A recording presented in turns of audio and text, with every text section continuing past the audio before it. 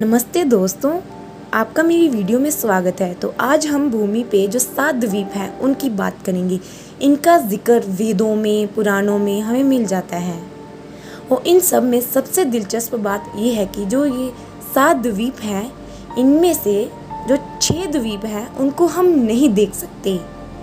इसका कारण ये है कि भगवान के द्वारा बनाई गई दिव्य वस्तु को देखने के लिए हमें दिव्य नज़रों की ज़रूरत पड़ती है और काम, क्रोध और लोभ के कारण आज के मनुष्य में उसकी दृष्टि या आंखें इतनी कमज़ोर हो चुकी हैं कि हम इनको नहीं देख सकते। और आधुनिक काल का मनुष्य इन 6 द्वीपों की कल्पना वर्तमान काल में महाद्वीप है उनसे कर देता है, जो कि वास्तव में सही नहीं है। और इन 7 द्वीपों में से हम केवल एक ही द्वीप को देख पा रहे हैं और उसी द्वीप पे हम रह भी रहे हैं।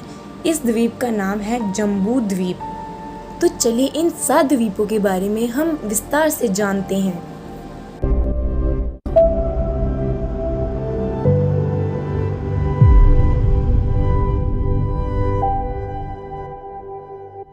भूमि लोक पे जो 7 द्वीप हैं उनके नाम इस प्रकार हैं: जम्बू, प्लक्ष, शालमल, कुच, क्रौंच, शाक तथा पुष्कर।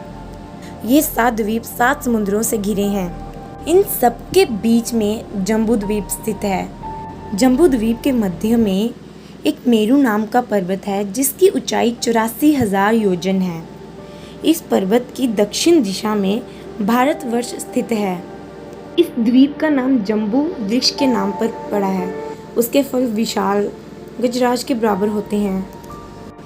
जम्बू द्वीप में भारतवर्ष सबसे उत्तम वर्ष माना गया है, क्योंकि वेदों में ऐसा कहा गया है कि जहाँ लाखों जन्म धारण करने के बाद बड़े पुण्य संचय से जीव कभी मनुष्य जन्म पाता है, वह भारतवर्ष है।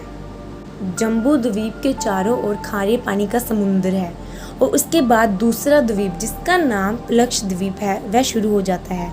उसका विस्तार जम्बू द्वीप से दुगना है।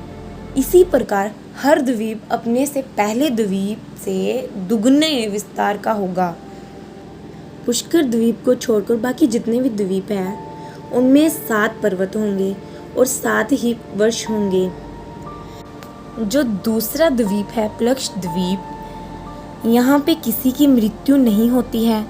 इस जगह पे जो मानसिक चिंताएं कभी भी नहीं होती हैं और हर समय यहाँ पे सुख रहता है, जहाँ समय भी त्रेता युग के समान रहता है। प्लक्ष नाम के विशाल पेड़ के नाम पर ही इस द्वीप का नाम पड़ा है। प्लक्ष द्वीप चारों ओर से इत्सु समुद्र यानी कि मीठे पानी के समुद्र से घिरा हुआ है।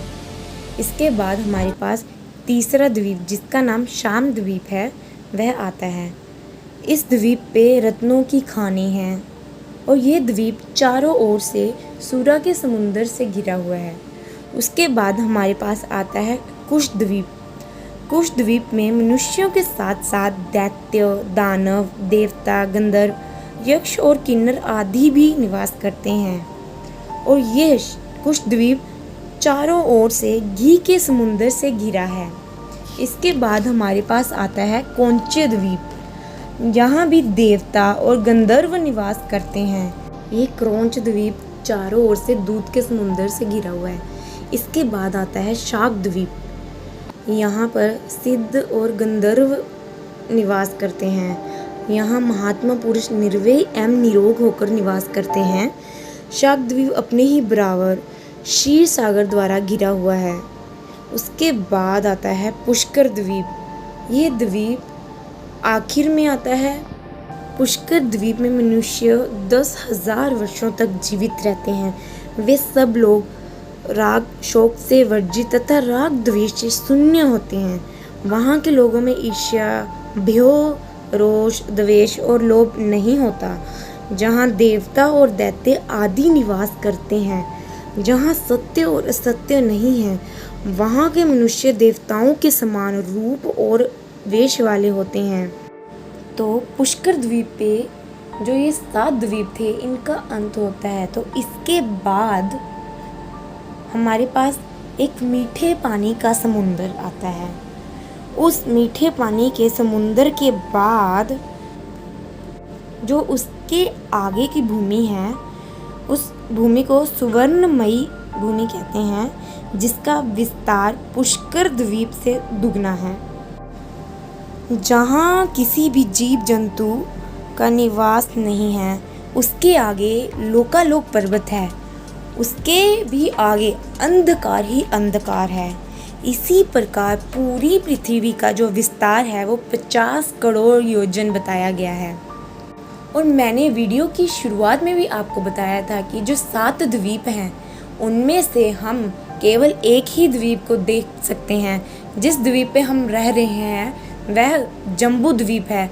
उसके अलावा जो अन्य 6 द्वीप हैं उनको हम नहीं देख सकते। इसका कारण ये है कि काम, लोभ और क्रोध के कारण आज के मनुष्य की जो दृष्टि है वो बहुत कमज़ोर हो चुकी है।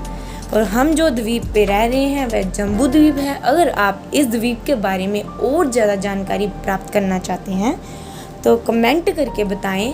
अगर आपने मेरे चैनल को सब्सक्राइब नहीं किया तो प्लीज़ सब्सक्राइब कर लीजिए और वीडियो को लाइक करना मत भूलिएगा।